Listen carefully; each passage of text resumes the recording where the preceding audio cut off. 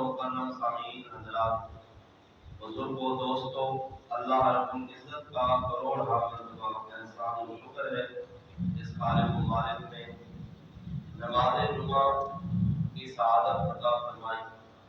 اللہ رب العزت اس پاکیزہ مقدس دن کے صدقے ہم سب کی بخشش و مغفرت فرمائے، ہمارے والدین کی اللہ رب العزت بخشش فرمائے۔ حضرات کرام قدر یہ ماہ سفر ہے، اس حوالے سے آج کا موضوع اس حوالے سے ہی ہے۔ ماہ سفر اس کو بعض لوگ جو ہے وہ جاہلیت کے طریقے کے مطابق اسے منحوس سمجھتے ہیں، جبکہ اسلام جو ہے وہ اس کی دعوت نہیں دیتا، بلکہ اسلام اس کے خلاف ہے۔ کچھ عقیدے ایسے ہی اپنا لیے جاتے ہیں، وہ چلتے چلتے جو ہے وہ اسی طرح نسل در نسل چلتے رہتے ہیں۔ رسول اکرم نور مجسم شفیع معظم صلی اللہ علیہ وسلم تشریف لائے تو آپ نے ان باطل عقائد، باطل نظریات کا رد فرمایا۔ جو جاہلیت والے طریقے تھے، رسول اللہ صلی اللہ علیہ وسلم نے ان کو دور فرمایا، رفع فرمایا اور اپنی امت کو اسلام کے طریقے سکھائے۔ اس واسطے ہمیں جو ہے وہ ہر وقت اسلام پہ چلنا ہے اور اسلام سے محبت کرنی ہے، جاہلیت کے طریقے چھوڑنے ہیں اور جاہلیت کو نہیں اپنانا۔ جاہلیت کو تو ہمارے آقا کریم صلی اللہ علیہ وسلم ختم کرنے ہیں، اور حضور علیہ السلام نے جاہلیت والے زمانے میں آ کر اس زمانے کو روشن فرمایا ہے۔ حضرات کرام قدر، اسی حوالے سے اللہ رب العزت مجھے حق سچ کہنے کی توفیق عطا فرمائے اور ہمیں سن کر اس پر عمل پیرا ہونے کی بھی توفیق نصیب فرمائے۔ جو آیت کریمہ میں نے تلاوت کرنے کا شرف حاصل کیا، رب العزت ارشاد فرماتا ہے قل لن یصیبنا الا ما كتب اللہ لنا۔ اے محبوب صلی اللہ علیہ وسلم فرما دیجئے لن یصیبنا، ہرگز ہمیں مصیبت نہیں پہنچتی، الا ما كتب اللہ لنا، مگر وہی جسے اللہ نے ہمارے لیے لکھ دیا ہے۔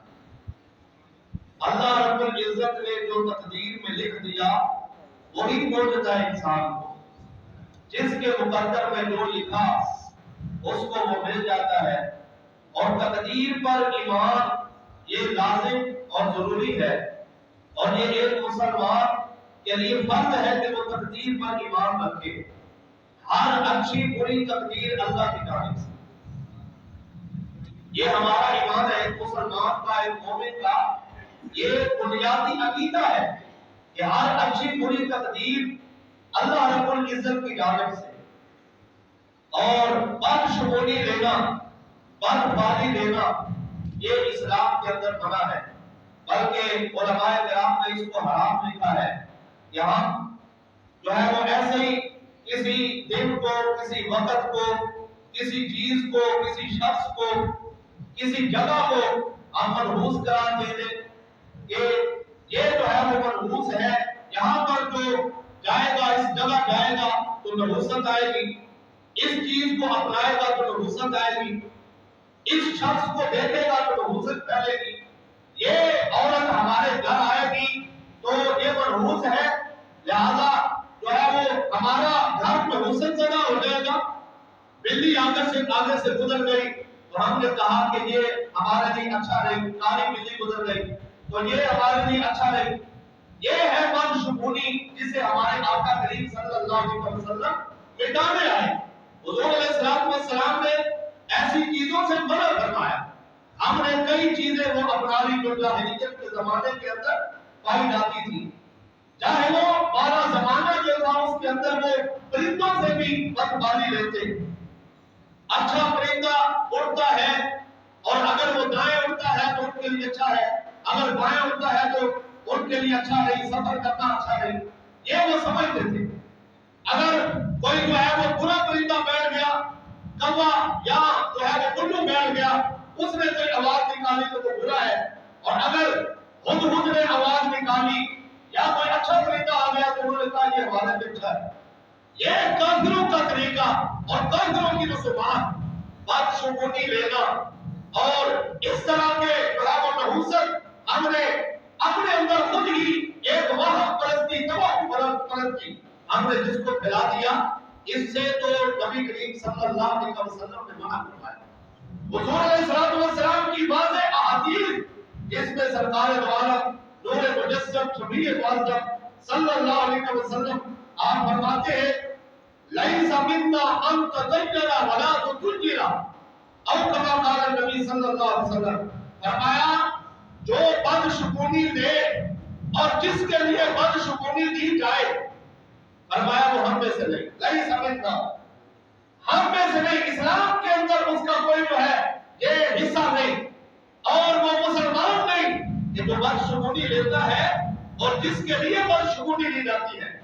اور بدشگونی کا معنی میں نے آپ کو یہ عرض کر دیا کہ بدشگونی کسے کہتے ہیں، یہی کہ ہم کسی چیز کو مرہون سمجھ لیں، ہم کسی دن کو مرہون سمجھ لیں، ہم کسی مہینے کو مرہون سمجھ لیں۔ توجہ، ماہ سفر یہ جو گزر رہا ہے اسلامی مہینہ، دوسرا مہینہ، یہ ماہ سفر، اس کو بھی لوگ سمجھتے ہیں کہ یہ جو ہے وہ منحوس ہے، نعوذ باللہ، اور پھر اس کے اندر شادیاں نہیں کرتے کہ یہ نحوست پھیلے نہیں، پھر اس کے اندر جو ہے وہ سفر نہیں کرتے بعض لوگ کہ یہ منحوس ہے، اگر سفر کریں گے تو کوئی مصیبت آ جائے گی، حالانکہ ایسا معاملہ نہیں۔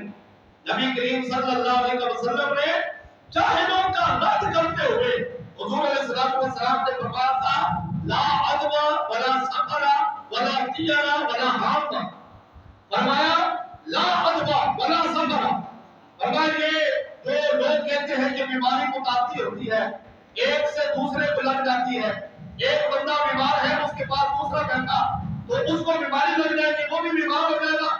نبی کریم صلی اللہ علیہ وسلم نے فرمایا لا عدوى، بیماری متعدی نہیں ہوتی، بیماری متعدی، اور بولو تو صحیح نہیں ہوتی، بیماری متعدی۔ آپ نے دیکھا نہیں کرونا وائرس کا رونا کہا گیا، اور چند دن جو ہے وہ پھیر تھا کہ کرونا آ گیا، کرونا آ گیا، اب کرونا کہا گیا، اب کرونا غائب ہو گیا۔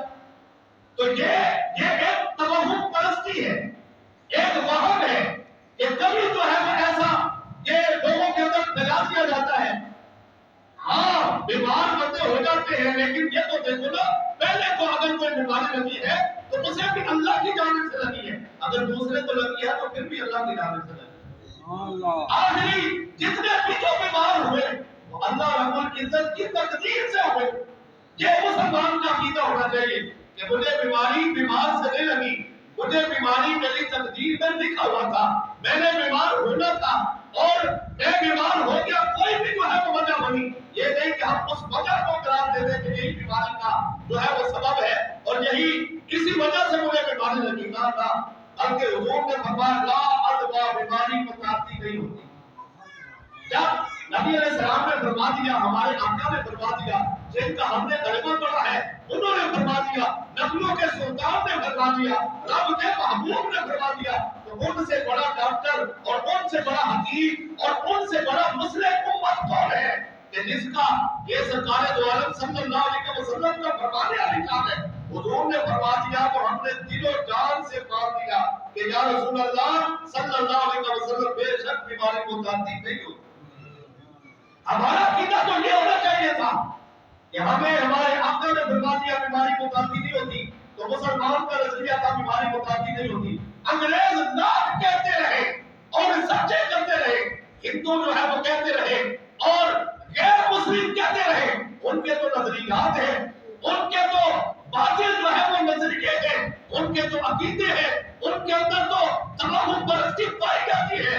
اگر وہ کہتے ہیں تو پھر تو کوئی حل نہیں، ان کا عقیدہ ہے، ان کا مذہب ہے، ان کا کسی چیز پر ایمان ہے، لیکن ایک سچے مسلمان کا عقیدہ یہ نہیں، ایک سچے مومن کا عقیدہ یہ نہیں، کیونکہ حضور نے فرما دیا لا عدوى، تو یقین کر لو بیماری متعدی نہیں ہوتی۔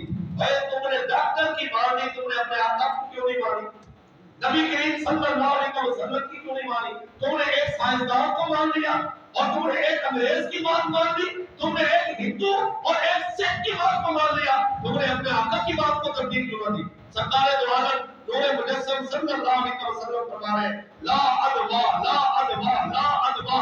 ایک بار نہیں. حضور علیہ السلام نے کئی احادیث کے اندر ذکر فرمایا فرمایا لا ادوا. بیماری متعدی نہیں ہوتی. بیمار کے پاس بیٹھنے سے بندہ بیمار نہیں ہوتا. کیا میرے آقا کو نہیں پتا تھا کہ کرونا وائرس آئے گا اور طاعون کی بیماری پھیلے گی؟ یہ چیزیں جو ہے وہ پھیلے گی.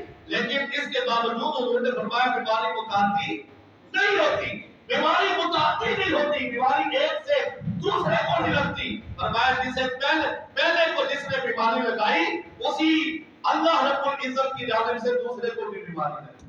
حضرات گرامی قدر فرمایا لا ادوا. بلکہ میرے آقا کریم صلی اللہ علیہ وسلم نے تو فرمایا بیمار کا پتہ لینے جایا کرو. بیمار کا پتہ لینے جایا کرو. فرمایا جیسا بھی بیمار ہو کوڑ کے مرض میں ہے یا کسی اور مرض میں ہے فرمایا اس کا پتہ لینے جایا کرو. جب تک مریض کے پاس بیٹھے ہو میرے آقا نے فرمایا اس کا حال چال پوچھ رہے ہو, اس کا دل بہلا رہے ہو, اسے خوش کر رہے ہو, اسے راضی کر رہے ہو, اس کے ساتھ باتیں کر رہے ہو. فرمایا جب تک وہاں بیٹھے ہو جنت کی تیاری میں بیٹھے ہو. وہاں بیٹھے جنت کی تیاری میں بیٹھے ہو اور برابر اللہ رب العزت تمہارے نامہ اعمال میں لکھ کے درج فرما رہے اور برائیاں مٹ رہی ہیں, گناہ ختم ہو رہے ہیں.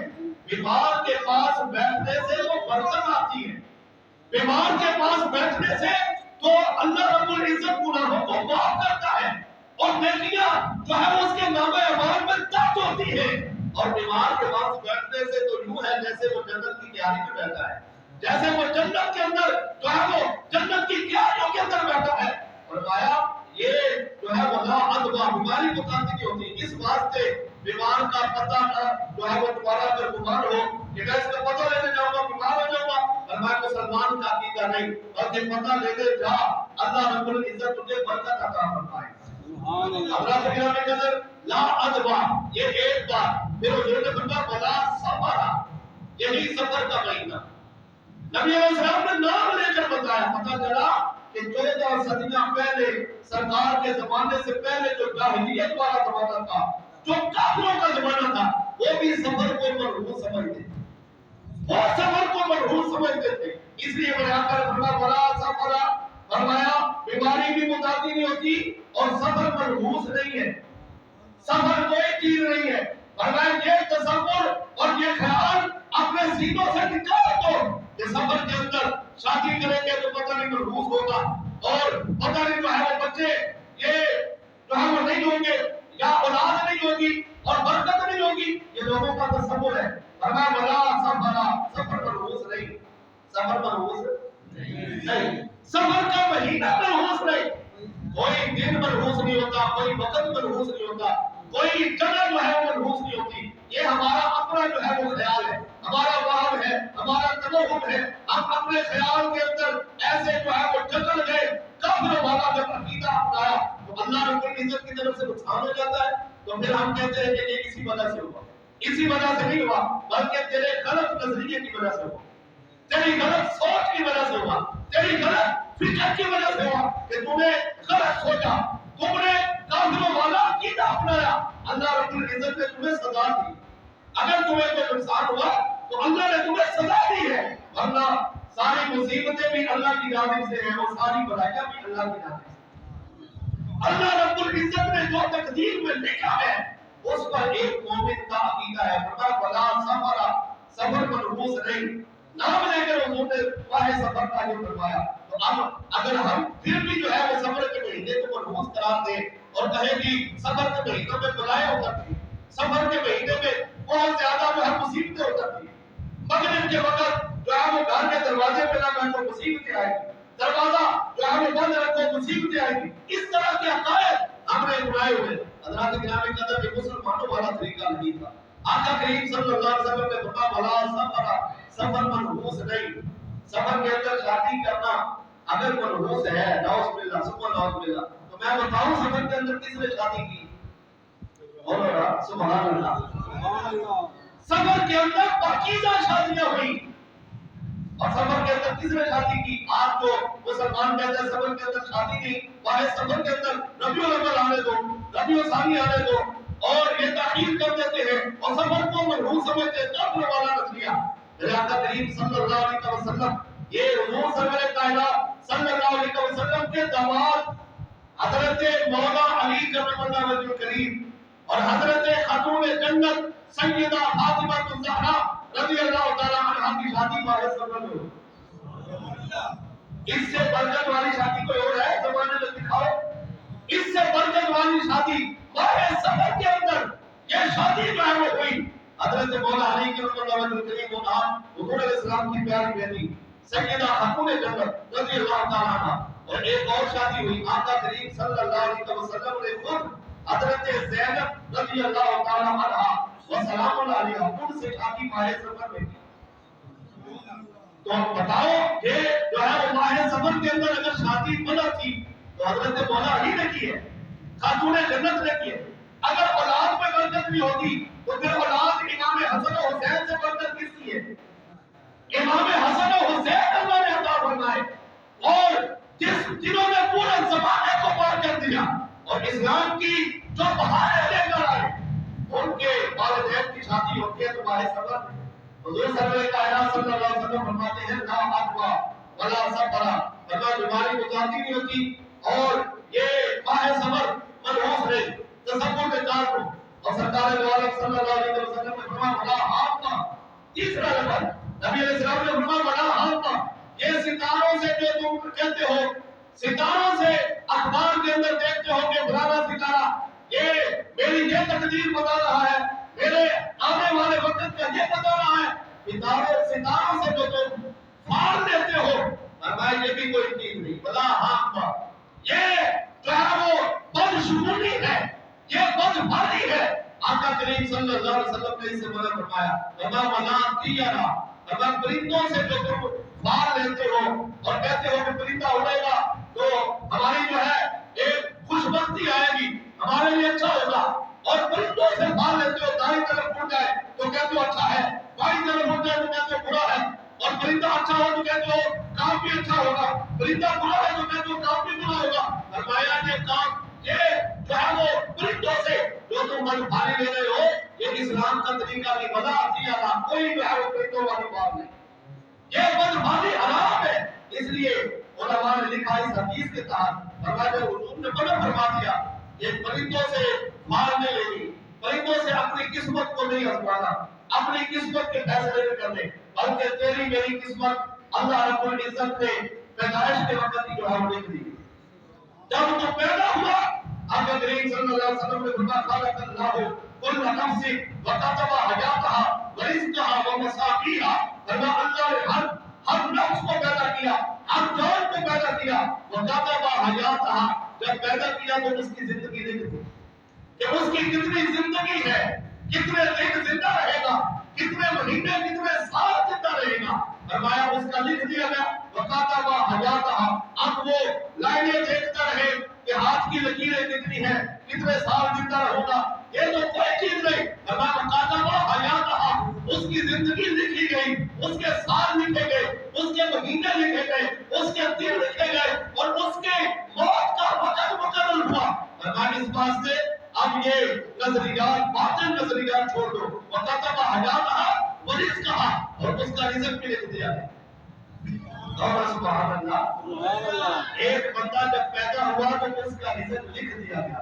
اب وہ کہے کہ میں حرام مال ہی جو ہے وہ کماؤں گا, ہم حرام مال ہی اکٹھا کروں گا, تو اب تو اس کی اپنی قسمت ہے نا, ویسے اس کا رزق لکھ دیا گیا ہے, اسے ملنا اتنا ہی ہے, چاہے وہ حلال کی طرف جائے چاہے حرام کی طرف جائے, ملنا اتنا ہے جتنا تقدیر میں لکھا ہوا, ملنا اتنا ہی ہے جتنا تقدیر کے اندر لکھا ہے.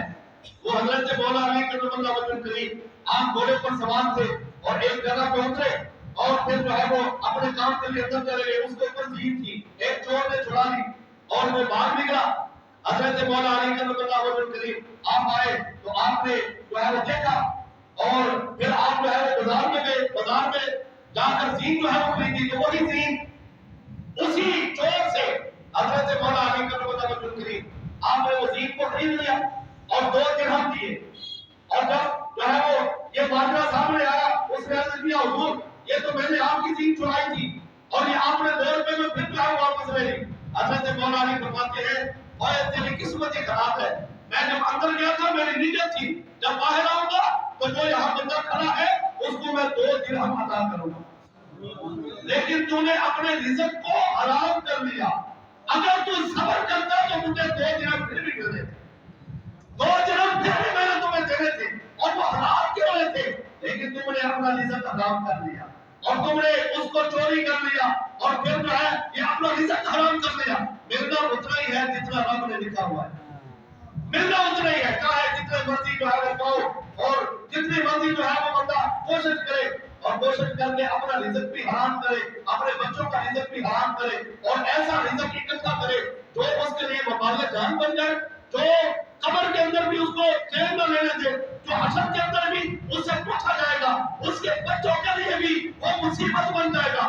جو مال حرام ہے, جو رزق حرام ہے, جو ہم نے اپنے بھائیوں کا حق کھا لیا, اپنی بہنوں کا حق کھا لیا اور والدین کا حق کھا لیا, اپنے رشتہ داروں کا ہم نے حق کھا لیا اور ہم نے کہا ہمارے پاس جتنا اکٹھا ہوتا ہے کر لو, تھوڑی سی زندگی ہے, ہم جو ہے باروں بار لگے ہوئے اور ہم نے کہا ادھر سے بھی آئے, ادھر سے بھی آئے, آگے سے بھی آئے, پیچھے سے, اس طرح رزق ہم نے اکٹھا کرنا شروع کیا. نہ ہم نے حلال کی تمیز کی, نہ ہم نے حرام کی تمیز کی. ہم نے پوچھا ہی نہیں کہ یہ کاروبار کرنا درست ہے کہ نہیں, یہ کاروبار کرنا جائز ہے کہ نہیں. ہم نے کہا ٹھیک ہے, پیسے آ رہے, موبائل پر پیسے آ رہے اور جو ہے یہ اس طرح بغیر محنت کے پیسے آ رہے, ہم نے جو ہے وہ پیسے اکٹھے کرنے شروع کیے. ہم نے یہ نہ سوچا کہ کیا اسلام کے اندر اس کی اجازت ہے, کیا اسلام کے اندر یہ جو ہے یہ کاروبار جو ہے وہ درست ہے. ہم نے علماء سے نہ پوچھا. حضرات گرامی قدر آقا کریم صلی اللہ علیہ وسلم نے فرمایا یقین کر لو, اپنے آقا کی زبان پر یقین کر لو. حضور نے فرمایا وقت جب بندہ پیدا ہوتا ہے اس کی زندگی بھی لکھی جاتی ہے, اس کا رزق بھی لکھا جاتا ہے, وَمَصَابِيهَا, اور جو اسے مصیبت آنی ہے وہ بھی لکھ دی جاتی ہے. جب تک اس نے مرنا ہے جو مصیبت آنی ہے یہ تو پیدا ہوتے لکھی گئی. بلی کے آگے گزرنے سے کیا مصیبت, مصیبت کا کیا تعلق, یا جو ہے کہ اس طرح کی بدحالی لینا کہ باہر سفر کے اندر مصیبت آئے گی, اس کا کیا تعلق. حضور علیہ السلام نے فرمایا جب پیدا ہوا تھا مصیبت لکھ دی گئی. جس دن مصیبت آنی تھی اللہ رب العزت نے تمہارے نامہ اعمال میں تمہاری تقدیر کے اندر لکھ دیا. تو ایک مومن کا عقیدہ ہے کہ ہر اچھی بری تقدیر اللہ کی جانب سے, ہر اچھی بری تقدیر اللہ کی جانب سے ہے. اس واسطے ہمارے ذہنوں کے اندر ہم اپنے ذہنوں کو صاف کریں. اگر ہمارے گھر کے اندر عورتوں کے ذہن ایسے ہیں تو ہم ان کے ذہن صاف کریں کہ کسی عورت کے گھر میں آنے سے نحوست نہیں پھیلتی. ہم نے خاندان میں ایک عورت کو مرحوم قرار دے دیا, ہم کہتے ہیں یہ کسی کے گھر میں آئے گی تو نحوست آ جائے گی. ہم نے کہا یہ آئے گی تو ہمارے بچوں پہ اثر پڑے گا, اور یہ آئے گی تو جو ہے ایسا ایسا کام ہوگا, کوئی نہ کوئی مصیبت آئے گی. یہ نحوست نہیں ہے. جو مسلمان ہے اس کا عقیدہ ایسا نہیں ہے. اگر وہ عورت مسلمان ہے اور پھر جو ہے وہ تمہاری رشتہ دار ہے, تمہارا تو حق بنتا تھا اس کے ساتھ تیرا تعلق قائم کرنا, لیکن تم نے اس کا دل توڑ دیا, تم نے اسے مشہور کر دیا کہ یہ عورت ہے ہی بنو, جس گلی سے گزر جائے نحوست آتی ہے, جس خاندان میں چلی جائے نحوست آتی ہے. ایسے نظریات کافروں کے نظریات ہیں. مسلمانوں کا عقیدہ ایسا نہیں ہو سکتا. ہاں دیکھو پرانی واقعات بھی ہیں, قرآن مجید کے اندر موجود ہے کہ حضرت جناب موسیٰ علیہ السلام, حضرت موسیٰ علیہ السلام اور حضرت موسیٰ علیہ السلام کے ماننے والے ان سے فرعونی بدشگونی لیتے تھے. فرعون والے اگر ان کو کوئی مصیبت پہنچتی تو کہتے ہیں یہ موسیٰ کی وجہ سے, یہ حضرت موسیٰ علیہ السلام کی وجہ سے اور ان کے ماننے والوں کی وجہ سے. تو یہ بدشگونی تو کافروں کا طریقہ ہے. حضرت صالح علیہ السلام کی قوم بھی جناب صالح علیہ السلام سے بدشگونی لیتی, کہتے اگر ہمیں کوئی مصیبت پہنچتی ہے تو اللہ کے نبی کی وجہ سے, حضرت صالح علیہ السلام کی وجہ سے. اسی بات سے تو یہ قومیں تباہ ہوئی, ہلاک ہوئی, برباد ہوئی. اللہ رب العزت نے نام و نشان مٹا دیا, فرعونیوں کو غرق کر دیا. صالح علیہ السلام کی قوم اس کو بھی برباد کر دیا, تباہ کر دیا, کیونکہ یہ بدشگونیاں لیتے تھے, نبیوں کی گستاخیاں کرتے تھے, انبیاء کو ستاتے تھے. اللہ رب العزت نے ان کا نام ہی نام کا نسلیں ختم کر دی. اور اللہ تعالیٰ کی قرآن میں بھی موجود ہے کہ یہ حضرت موسیٰ علیہ السلام سے بھی شکریہ نہیں جاتی. اور پھر آگے بنی اسرائیل کو گائے ذبح کرنے کا حکم دیا. اللہ رب العزت نے قرآن کے اندر بنی اسرائیل کو گائے ذبح کرنے کا حکم دیا. یہ پہلی سورت ہے سورہ بقرہ, اور بقرہ کا معنی ہے گائے, اور یہ پوری سورت کا نام رکھ دیا کیونکہ ایک واقعہ اس کے اندر جو ہے وہ بنی اسرائیل کی گائے کا. اور بنی اسرائیل کو گائے ذبح کرنے کا جو حکم ہوا یہ کس وجہ سے ہوا؟ مفسرین کرام نے لکھا ہے کسی اور جانور کو بھی ذبح کرنے کا حکم ہو سکتا تھا, بکری کو ذبح کرو, اونٹ کو ذبح کرو, یا کسی اور چیز کو ہے, گائے کو ذبح کرنے کا حکم کیوں دیا؟ اس واسطے کہ کافر جتنے تھے اور جتنے جو ہے یہ ظالم لوگ تھے اور جو زمانے کا حقیقت والے تھے, یہ گائے کو اپنا ماتا سمجھتے. آپ بھی سمجھ لو, ہندو جو ہے گائے کو ماتا سمجھتے, اس کی عبادت کرتے ہیں, اس کو معبود سمجھتے, اس کو معبود سمجھتے. اللہ رب العزت نے فرمایا گائے کو صرف یہ نہیں کہ اس کی عبادت چھوڑو, اس کو سجدہ چھوڑو, بلکہ اللہ رب العزت نے فرمایا اس کو اپنے ہاتھوں سے ذرا ذبح کرو, اس کو اپنے ہاتھوں سے ذبح کرو تاکہ تمہارا یہ وہم دور ہو, تمہاری تمام پرستی دور ہو جائے اور تمہارے ذہن صاف ہو جائے کہ جسے ذبح کرنے کا حکم ہے, جسے کاٹنے کا حکم ہے, اس کو سجدے نہیں ہوتے. جس کو کاٹنے کا حکم ہے اس کو ایسے جو ہے معبود نہیں بنایا جاتا, اس کی عبادت نہیں کی جاتی. تو یہ تصور تھا, یہ کافروں کا. اللہ رب العزت نے اس نظریے کو, اس عقیدے کو اللہ رب العزت نے کیسے بھاگ دیا. ہمارے گائے کو ذبح کرتا ہے, انہوں نے سوال کیا بار بار پوچھا کہ کیسی ہو, حرام کیسا ہو, کتنی ہو, بڑی ہو یا چھوٹی ہو. یہ سوال اس لیے کر رہے تھے کہ گائے کو ذبح نہیں کرنا چاہتے تھے, گائے کو ذبح نہیں کرنا چاہتے تھے, اس واسطے بار سوال کر رہے تھے تاکہ ہمارا کوئی حکم بدل جائے, کسی اور چیز کو ذبح کرنے کا حکم ہو. تو اللہ رب العزت نے فرمایا گائے ہی ذبح کرنی ہے, اور پھر آخر اللہ نے ایک خاص گائے بتائی, اگر اس گائے کو ذبح کرو پھر اللہ رب العزت تمہاری وجہ قبول فرمائے. اور بات کرام قدر اللہ کے پیارے محمود صلی اللہ علیہ وسلم ہمارے پیارے آقا اس بدشگونی کو ختم کرتے آئے. اللہ کی جانب سے جو ہے وہ سب کچھ ہوتا ہے, ہر اچھی بری تقدیر اللہ کی جانب سے ہے. اور قرآن میں لکھا ہوا ہے جب تمہیں کوئی مصیبت پہنچے تو ہاں اپنی طرف سے جھوٹ کر لو کہ یہ مصیبت میری بدعمالیوں کی وجہ سے, میرے گناہوں کی وجہ سے. اور اگر تمہیں کوئی اچھائی پہنچے تو اس کی نسبت اللہ کی جانب سے, کوئی اچھائی پہنچتی ہے تو ہاں یہ میرے رب کی طرف سے ہے, یہ اللہ کا کرم ہے, یہ اللہ کا فضل ہے. بدعمالی یہ حرام ہے, لیکن اچھا شکر, اچھی جو ہے وہ فعال, یہ جو ہے وہ درست ہے. اللہ رب العزت کی بارگاہ میں دعا ہے کہ رب العزت ہمیں سبق کی عمل کی توفیق دے. وآخر دعوانا